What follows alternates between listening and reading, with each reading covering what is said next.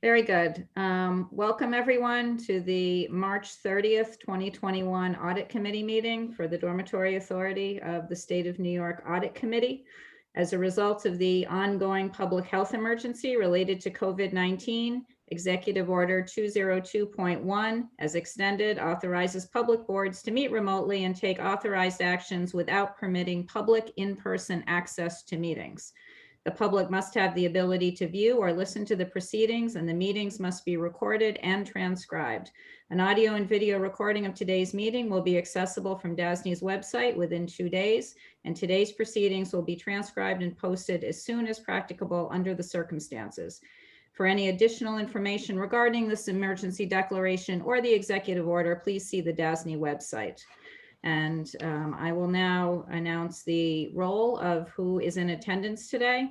We have the Audit Committee meeting members, John Gardner, our chair, John B. Johnson, board member, Beryl Snyder, and Joan Sullivan as the Audit Committee. Also joining us from the board are our board chair, Al Carney. And from DASNY staff, we have our president, Ruben McDaniel. We also have Vice President Paul Koopman, Ricardo Salomon, Kim Ellis, Caroline Griffin, Kathy Ebert, Portia Lee, Dina Amodio, and Stanley Reed. Also Karen Ellinger, Deb Fasser, Diane Folletti, and myself, Sarah Richards. And with that, I will turn it back over to you, Chairman Gardner. Thank you, Sarah. Behind tab 3 are the minutes from our last audit committee meeting. Hopefully everyone's had a chance to look at those minutes. Does anyone have any comments or changes that they would like to propose? Hearing none, can I have a motion to approve the minutes? Joan Sullivan, I move to approve the minutes. Thank you, Joan. Welcome. And I will second them. This is Beryl. Thank you, Beryl. Is anyone not in favor of approving the minutes? Hearing none, the minutes are approved. I'm going to turn this over now to Kim Ellis to talk about the investment guidelines. Kim? Thank you, John. As described in my memo, we're looking and proposing an update to Section 9 of the Investment Policy and Guidelines to allow for permitted investments to be purchased, sold, or presented for redemption by secured electronic means. This is in response to an issue identified by internal audit during a recent audit of the investments unit, and will align the guidelines with current practice. Current guidelines only allow for such authorization to be evidenced in writing. As noted in my memo, electronic means shall include a secure electronic transmission via our trustee or custodian website using user ID, password, and authentication keys issued by the trustee or custodian bank. Clear segregation of duties are in place by requiring someone other than the initiator to approve the transactions. Members should have received an updated version of the guidelines in their OneNote earlier today, which addresses needed corrections to the language previously provided. Any questions?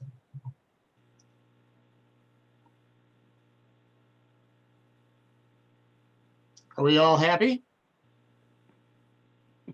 Kimberly, thank you very much for taking a look at and addressing my probably silly concerns. No, thank you. I appreciate it. Okay.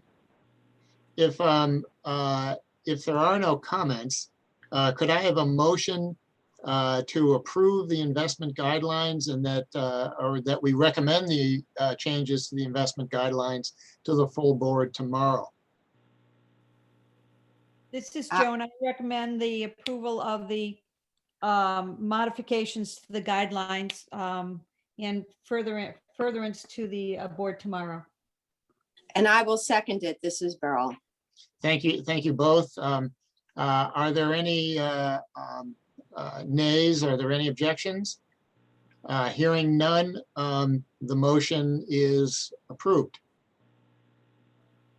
Our next report on the subject of internal controls will come from Karen Ellinger. Karen. Thank you, Mr. Chair. I would like to go over the internal control guidelines. They were last updated in 2018. I am not recommending any changes at this time. There have been no updates to any authoritative internal control pronouncements, and no changes to the guidelines are recommended. That includes the Office of the State Comptroller, whose guidelines we follow. So I just wanted to bring them to the committee because we were unable to do that last year due to the COVID situation. And it's been 2 years since I brought them to the committee, and I just wanted it recorded in the minutes that we have reviewed them and no recommendation to change is being made at this time. The next item on my agenda is I'd like to give a brief update on the overall internal control program. We continue to work on the CSAs, the control self-assessments. That process is ongoing, and one control self-assessment has been updated since my last report in November. That was the investment CSA. There was a minor change as the result of an audit recommendation that was made. And so we've put that through in the last couple of months. Control self-assessments in human resources and procurement are also in process. And I continue to work with management to identify additional control self-assessments for completion. I am also working with functional units to address outstanding observations identified in previously completed CSAs. The main focus right now is on information security and disaster recovery. Does anyone have any questions or comments on the control self-assessments? Okay. Internal control training. Gore recently released updated internal control training, and all DASNY employees are required to complete that training over the course of the next few months. Gore did not release an update last year, so this is going on close to 2 years since internal control training has been provided. We also continue to have internal control steering committee meetings, which are an integral part of DASNY's internal control program. Those meetings bring together executive management to discuss various internal control topics. 2 meetings have been held since my last report in November of 2020, and our next meeting is scheduled for June. Does anyone have any questions about the internal control training? Okay. The next section of my agenda talks about internal control assessment. On an annual basis, we are required to provide some type of internal control certification to the authority's budget office. The authority's budget office has not provided a document that is needed to be completed, so we continue to use the Division of the Budget Internal Control Certification. We anticipate that our certification will be submitted as part of our annual required reporting to the authority's budget office in June of 2021, and that we anticipate that DASNY will be fully compliant with all assertions in that certification. We also are working on certification of management employees. Management employees are asked to sign certifications in support of the president's signature on our internal control certification to the authority's budget office. We anticipate about 49 or 50 management signers for fiscal year 2021, with 5 or 6 signing for the first time. We have a variety of individuals who have also left DASNY in the last year. So we have 3 less. We have 3 people that have left DASNY in the last year and will not be signing. Does anyone have any questions on the internal control assessment section? Thank you very much. That concludes my report. I have one general question, as Sure. does Al. Go ahead, Al. You go first. Thanks, John, but I'm happy to defer to you. My question is one that Karen has heard before.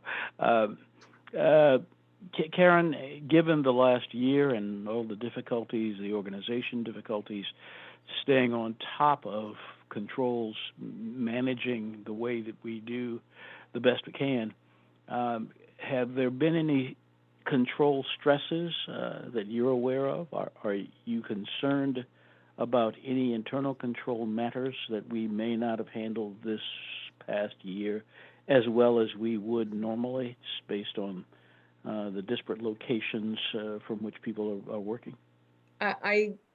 There were stresses, certainly, with the remote working and the changes to the environment in which we work. I believe DASNY rose to the challenge and was able to overcome any stressors that were put upon it. We continue to work very hard to make sure that we maintain an adequate internal control environment throughout DASNY. I work very closely with the internal audit function, the information security function, and I feel comfortable that our internal control program is strong. Is it perfect? No. There's always room for improvement.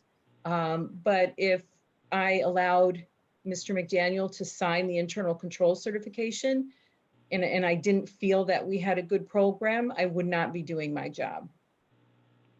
Karen, thank you.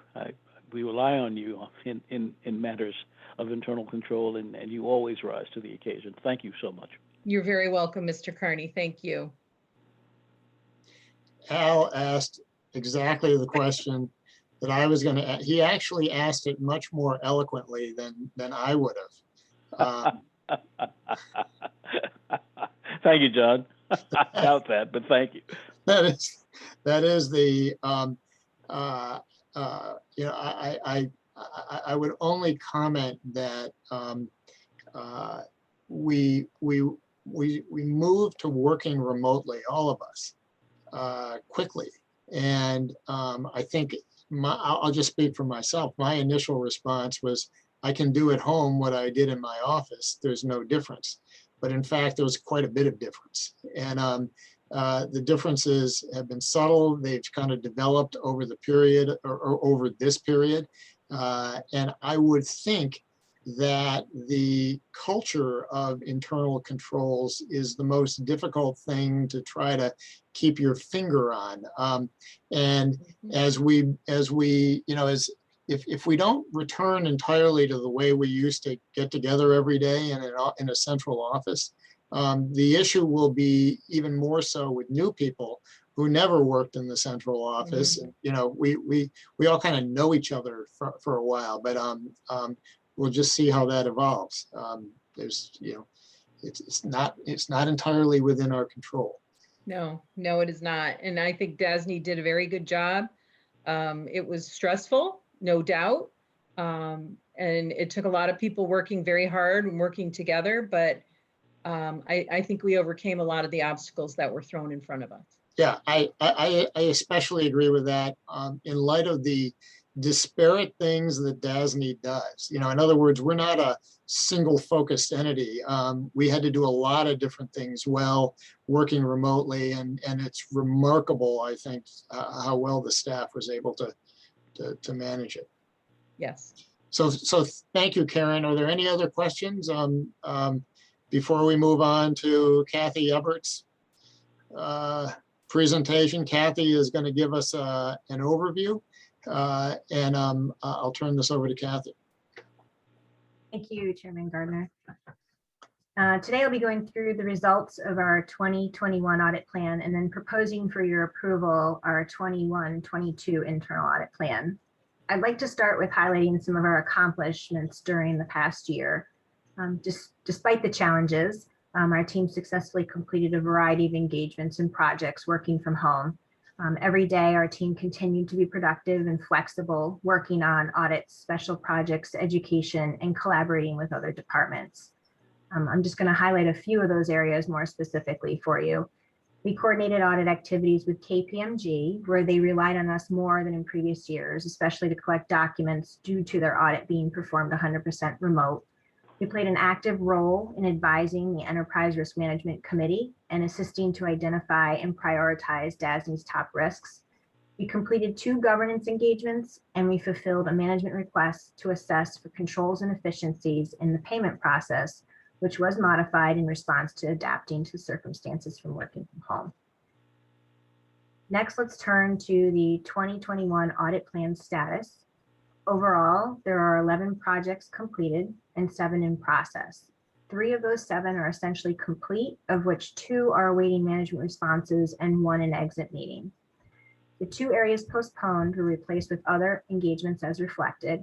Grants has been postponed due to the lack of processing during the fiscal year 21, and we will continue to reassess that. Payroll is in the process of implementing a new application. Once that implementation has been completed, we will commence that audit. At this time, I'd like to request to go into executive session. John? Kathy, before we do that, I just want to say that when we went into COVID and started doing some payments and such, we asked Kathy and her team to step in and really help us make sure we had a second eye looking at that, given how different it was for us and how quickly we did. And her team did a great job on assisting us in that process. Just want to state for the record, we appreciate that. And again, that was a big help to all the efficiencies that we created during this period of time, making sure that we didn't slip up and not make sure we protect the property. So Kathy, you and your team, thank you for that. Thank you. Thank you.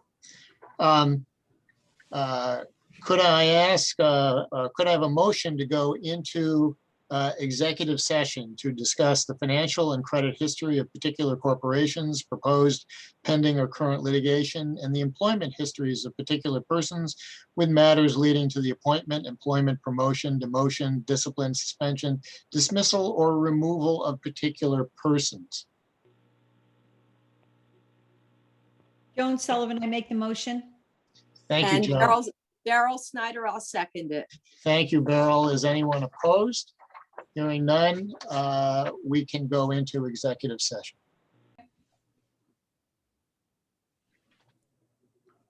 Okay, we are back in public session. I would like to note that we have just concluded an executive session and that no action was taken in executive session other than to return to this public session. And now, could I ask for a motion to approve the audit plan? It's Joan. I make a motion to approve the audit plan as presented. Thank you, Joan. Is there a second? I will second it yet again. Thank you, Beryl. Is anyone opposed to the approval of the audit plan? Hearing none, the audit plan is approved. Is there any other business to come before the meeting? Then, hearing none, could I have a motion to adjourn the meeting? I will move. This is Beryl. Thank And you, Beryl. And I'll second for a change. Joan, thank you. The meeting, anyone disagree? Anyone object? The meeting is adjourned. Thank you, everybody. Chairman Gardner, thank